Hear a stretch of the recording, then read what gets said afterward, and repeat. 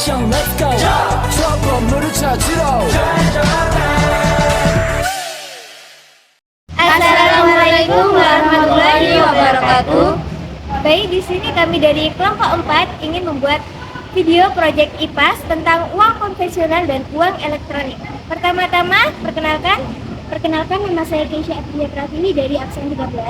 Saya Rara Amelia Putri dari absen 28. Saya Muhammad Saleh Mulia, absen 21. Saya Priana Agustin, absen 10. Saya Nora Diva Agustin, absen 25. Baik, sekian perkenalan dari kami. Selamat menyaksikan. Dadah.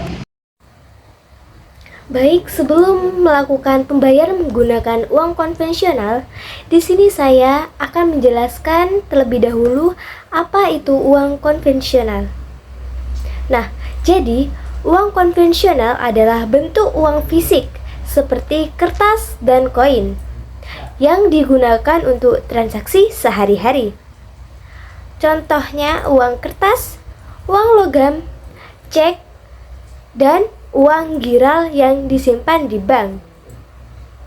Nah, itu sedikit penjelasan dari saya tentang uang konvensional.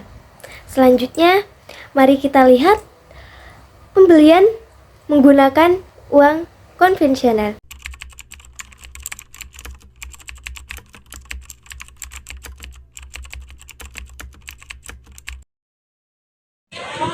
Nah, di sini kita akan melakukan transaksi uang konvensional.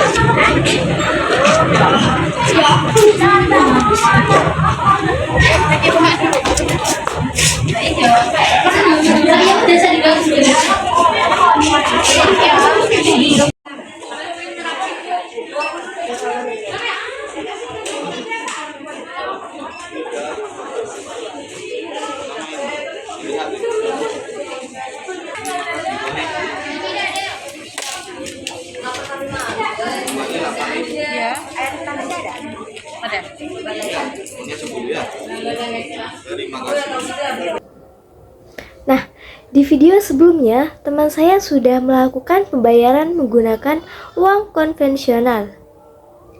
Nah, di situ teman saya membeli suatu produk dan membayarnya menggunakan uang konvensional berupa uang kertas, yaitu rupiah Indonesia.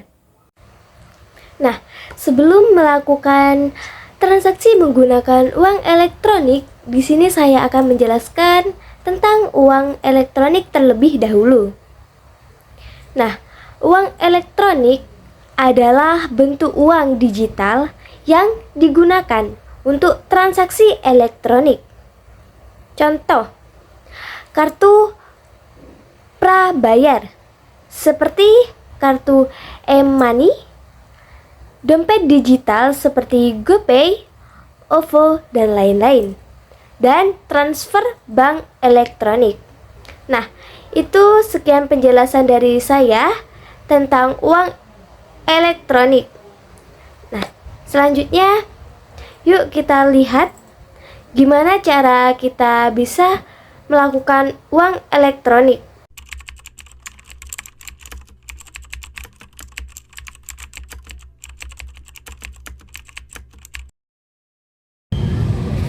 Baik, di sini saya akan melakukan transaksi menggunakan uang elektronik. Tetapi pertama-tama dulu saya akan mendownload aplikasi.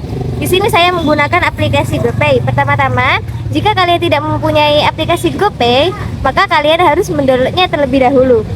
Tetapi saya di sini sudah mendownloadnya ya. Ini aplikasi GoPay. Kita buka. Nah, di sini ada nomor. Kita harus mencantumkan nomor kita terlebih dahulu. Nah, kalau sudah mengisi nomornya, lalu kita pilih ya, setuju. Lalu di sini kita akan mendapatkan kode ya. Nah, di sini kita sudah mengisi kodenya. Lalu kita akan memasukkan namanya. Nah, setelah mengisi nama, baru kita pencet buat akun. Nah, di sini saldonya masih kosong ya. Nah, jika ingin mengisi saldo, maka kita pencet sampingnya top up, lalu muncul seperti ini. Nah, terserah kalian ingin mengisi GoPay di mana aja. Di sini ada Alfamaret, Indomaret, Lawson, Alfamidi, dan lain-lain. Nah, ikuti kelanjutannya ya. Sekarang saya akan mengisi saldonya terlebih dahulu. Bye-bye. Hai, di sini kita sudah nyampe di Indomaret dan di sini kita akan melakukan top up GoPay.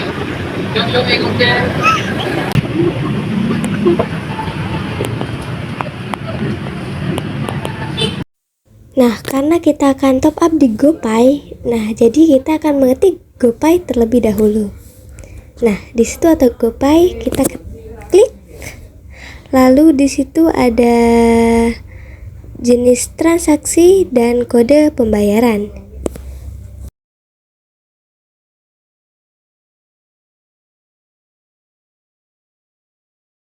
Nah, setelah itu di sini kita akan menulis kode pembayarannya.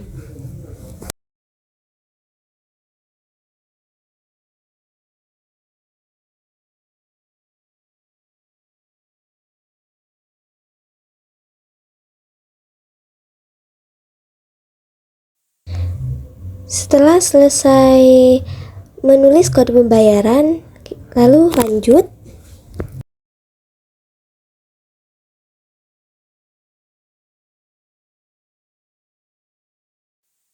Setelah itu muncul seperti ini. Setelah muncul seperti ini, kita lanjut dan kita bayar ke kasirnya. Dan top up GoPay telah selesai.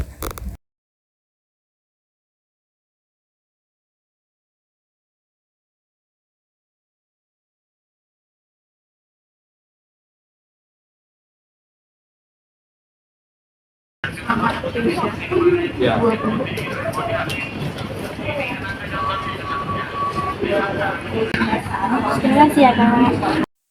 Nah, di situ kan GoPay-nya sudah terisi. Nah, di sini kami akan mentransfer. Nah, di situ kita mengetik nama atau nomor telepon yang akan kita kirimkan GoPay-nya. Lalu setelah itu kita pilih transfer ke GoPay. Lalu verifikasi, percaya dan lanjut.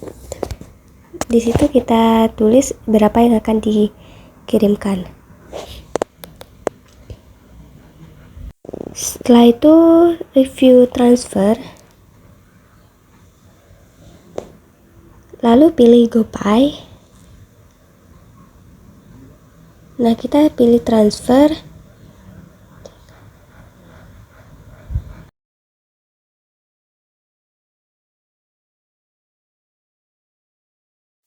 Nah, di sini kita harus mencantumkan KTP dan wajah sesuai dengan KTP yang dicantumkan.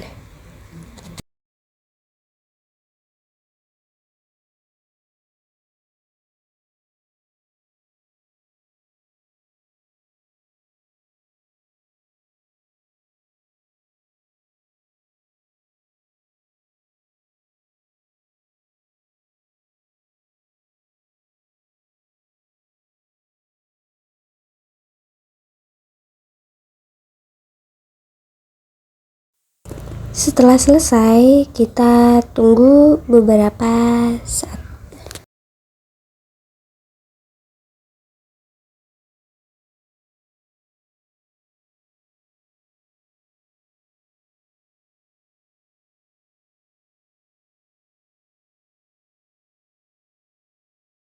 Nah, di situ kan kita harus memasang PIN terlebih dahulu.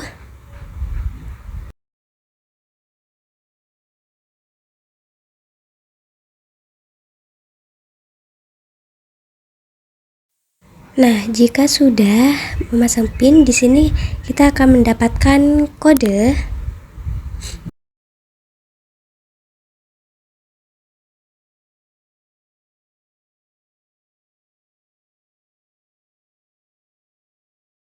Setelah itu konfirmasi dan GoPay sudah terkirimkan ke nomor yang dituju.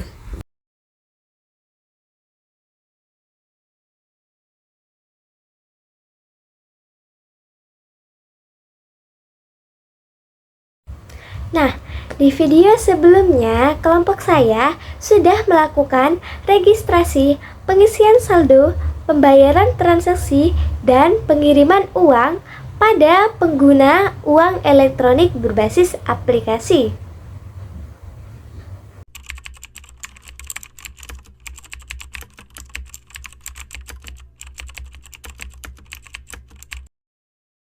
Assalamualaikum warahmatullahi wabarakatuh. Baik, di sini kami dari kelompok 4 ingin menjelaskan PPT yang sudah dibuat oleh kelompok kami tentang uang konvensional dan uang elektronik. Selamat menyaksikan.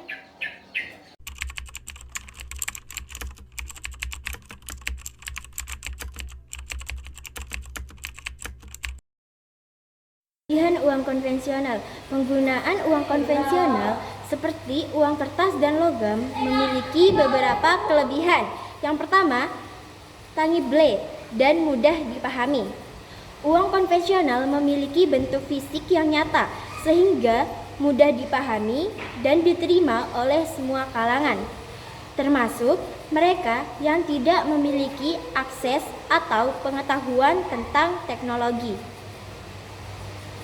Anonimitas transaksi menggunakan uang konvensional cenderung anonim dan tidak tercatat secara detail, sehingga lebih sulit untuk diacak dibandingkan dengan transaksi digital. Yang ketiga, aksesibilitas. Uang kertas dan koin dapat digunakan oleh semua orang, termasuk mereka yang memiliki akses ke layanan perbankan atau internet. Ini sangat penting di daerah pedesaan atau tempat dengan infrastruktur teknologi yang terbatas. Tidak tergantung pada teknologi, uang konvensional tidak membutuhkan perangkat elektronik atau koneksi internet untuk digunakan, sehingga dapat digunakan di mana saja dan kapan saja tanpa khawatir tentang kegagalan teknologi. Kontrol pribadi. Pemegang uang fisik memiliki kontrol penuh atas uang tersebut tanpa perlu mengandalkan pihak ketiga seperti bank atau penyedia layanan pembayaran digital.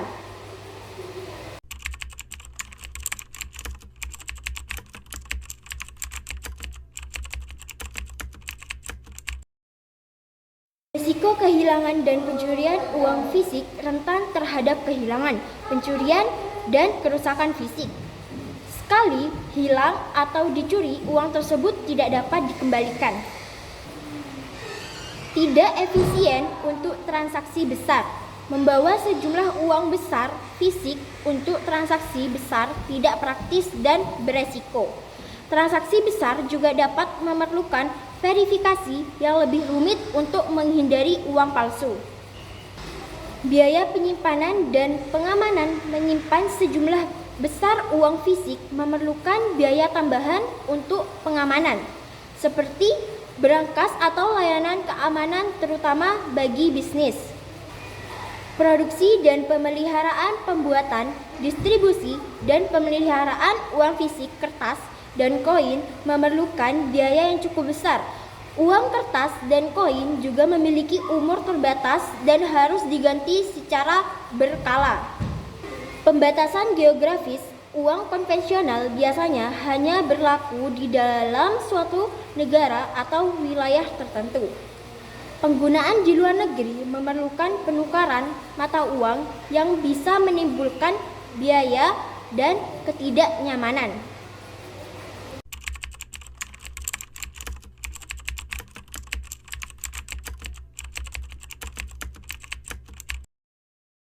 Kemudahan dan kenyamanan. Yang pertama adalah transaksi cepat. Uang elektronik memungkinkan transaksi dilakukan dengan cepat tanpa perlu membawa uang tunai fisik. Yang kedua, aksesibilitas. Dapat digunakan kapan saja dan di mana saja asalkan ada koneksi internet atau jaringan telekomunikasi. Yang kedua adalah keamanan. Pengurangan risiko pencurian. Tidak perlu membawa uang tunai sehingga mengurangi risiko pencurian. Proteksi tambahan. Banyak layanan uang elektronik menawarkan lapisan keamanan tambahan seperti PIN, password, dan autentikasi dua faktor. Yang ketiga adalah pelacakan dan pengelolaan keuangan. Rekam. Yang pertama adalah rekam jejak transaksi. Semua transaksi tercatat secara otomatis, memudahkan pelacakan dan pengelolaan keuangan. Pengelolaan anggaran. Banyak aplikasi uang elektronik untuk menyediakan fitur untuk memantau dan mengatur anggaran pengguna. Yang keempat, implikasi finansial. Akses ke layanan keuangan. Memberikan akses kepada masyarakat yang tidak memiliki rekening bank untuk menikmati layanan keuangan digital. Mikrotransaksi memfasilitasi transaksi dapat jumlah kecil yang mungkin tidak praktis dilakukan dengan uang tunai. Yang keempat adalah integrasi dengan layanan lain. Pembayaran tagihan dan belanja online. Mungkin pembayaran tagihan, pembelian tiket, dan belanja online dengan lebih mudah. Program loyalitas dan diskon. Banyak layanan uang elektronik menawarkan program loyalitas dan diskon khusus bagi penggunanya. Yang kelima adalah pengurangan biaya dan efisiensi. Biaya transaksi rendah seringkali lebih mudah dibandingkan dengan biaya transaksi menggunakan kartu kredit atau transfer ke bank.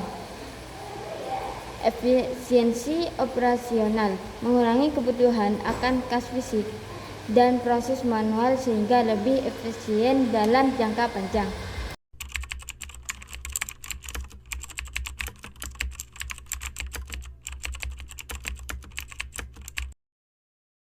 Kegantungan pada teknologi. Yang pertama adalah koneksi internet. Membutuhkan koneksi internet atau jaringan telekomunikasi yang stabil.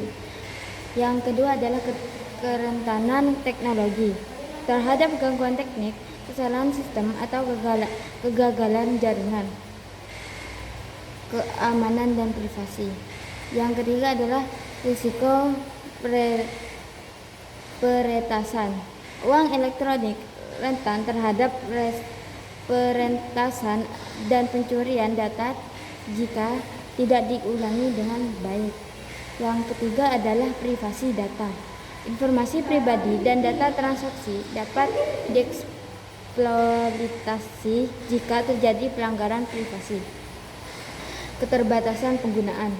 Tidak universal, tidak semua tempat menerima uang elektronik, terutama di daerah terpencil atau tempat yang masih sangat tergantung pada uang tunai. Keterangan geografis. Beberapa layanan uang elektronik mungkin tidak bisa digunakan di luar negara atau wilayah tertentu. Biaya dan biaya tersembunyi. Yang pertama adalah biaya layanan. Beberapa layanan uang elektronik menggunakan biaya untuk transaksi tertentu, penarikan dana atau konferensi mata uang. Yang kedua adalah biaya pengisian saldo. Ada juga banyak yang dikenakan untuk mengisi saldo uang elektronik dari rekening bank atau sumber lainnya. Masalah regulasi dan kepercayaan.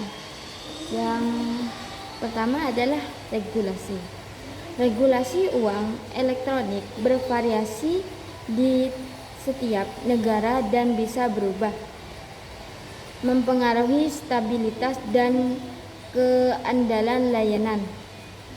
Yang kedua adalah percayaan pengguna. Tidak semua orang percaya atau nyaman menggunakan uang elektronik karena kekhawatiran tentang keamanan dan privasi. Kesenjangan digital. Yang pertama adalah kesenjangan digital. Orang-orang yang tidak memiliki akses ke teknologi atau tidak paham teknologi mungkin kesulitan menggunakan uang elektronik. Ketergantungan pada uang elektronik dapat menjadi masalah jika terjadi kegagalan sistem atau gangguan teknis.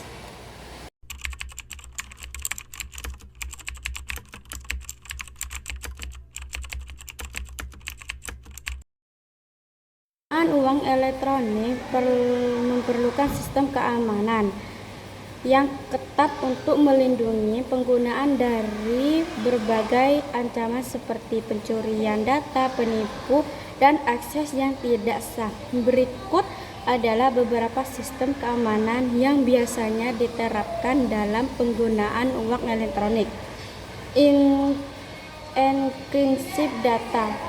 Semua data yang dikirimkan dan diterima oleh aplikasi uang elektronik harus dienkripsi.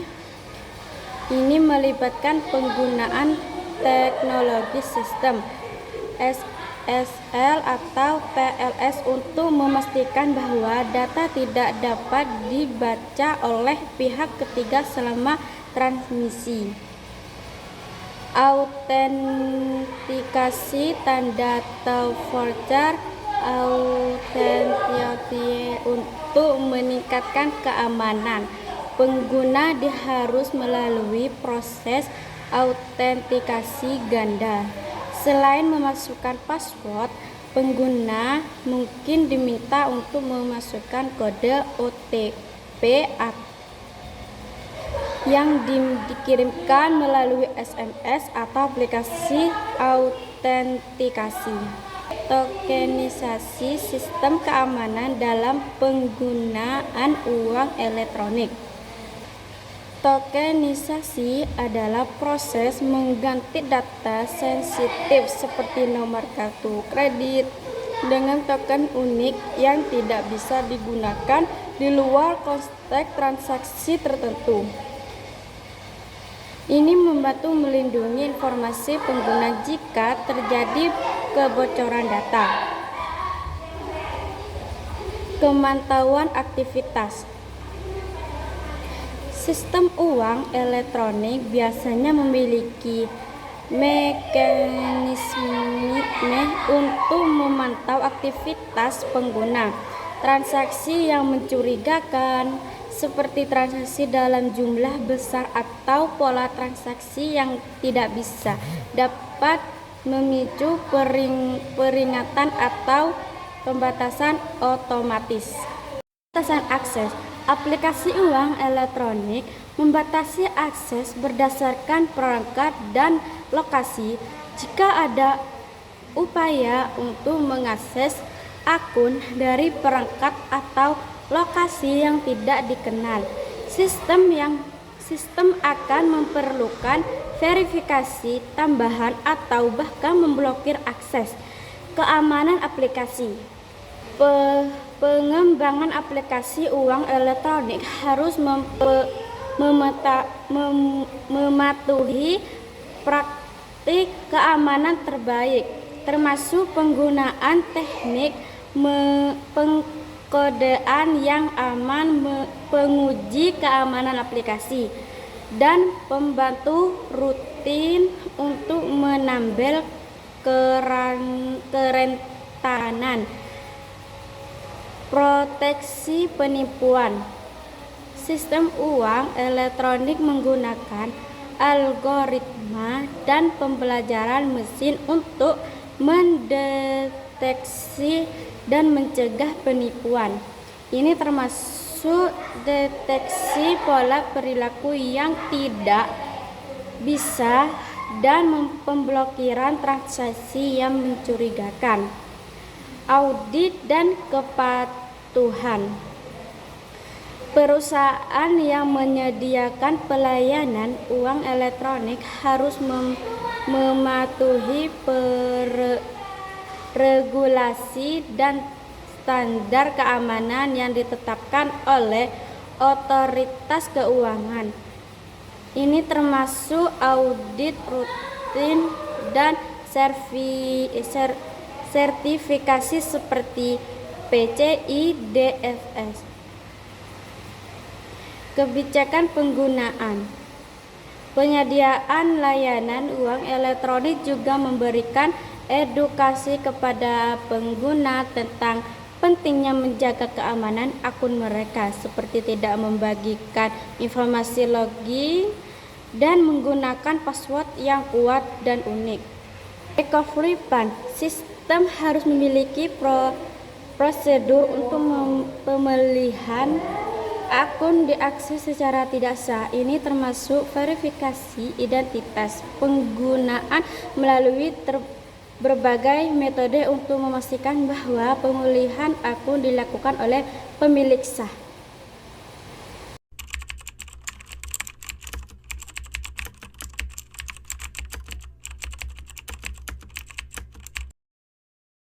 Kita harus memilih, saya akan memilih menggunakan uang elektronik karena tanpa kita sadari kalau saat ini kebanyakan aktivitas keuangan yang dijalani menggunakan uang elektronik, baik itu yang menggunakan kartu ataupun menggunakan handphone. Dan berikut ini ada 7 alasan orang lebih senang menggunakan uang elektronik daripada menggunakan uang cash. 1. Praktis, aman, dan nyaman. Tentunya dengan menggunakan alat bayar non tunai atau uang elektronik, Sobat Bina nggak usah khawatir akan menjadi korban penipuan uang palsu atau menjadi korban kriminalitas di jalan karena tidak harus membawa uang dalam jumlah yang sangat banyak ke tempat umum, sehingga bisa membuat transaksi lebih praktis, aman, dan nyaman. 2. Efisien waktu. Dibanding harus membawa uang cash dalam jumlah yang banyak, tentunya dengan menggunakan uang elektronik bisa lebih efisien waktu dan praktis. 3. Memudah pencatatan transaksi. Menggunakan uang elektronik dapat memudahkan Sobat Bina dalam melakukan pencatatan transaksi. Pasalnya, setiap transaksi yang dilakukan akan tercatat secara otomatis pada akun penggunaannya.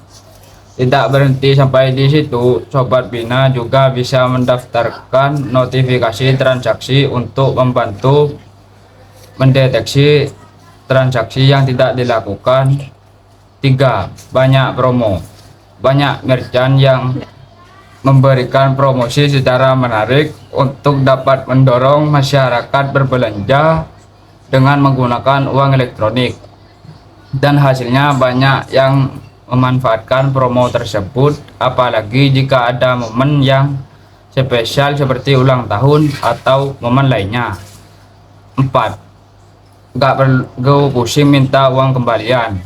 Sobat Bina pasti paham banget kalau menggunakan uang elektronik tidak perlu lagi untuk meminta kembalian kepada merchant atau toko, sehingga ini menjadi alasan masyarakat lebih senang pakai uang elektronik dalam kehidupan sehari-hari. 5. Bisa untuk pembayaran transportasi dan tol. Alasan lainnya yang membuat masyarakat senang menggunakan uang elektronik yakni dapat membayar tarif tol atau alat transportasi lainnya. Hal ini dapat mempercepat proses pembayaran ketika ingin memasuki jalan tol. Baik, sekian penjelasan dari kami tentang uang konvensional dan uang elektronik. Sekian dan terima kasih. Wassalamualaikum warahmatullahi wabarakatuh.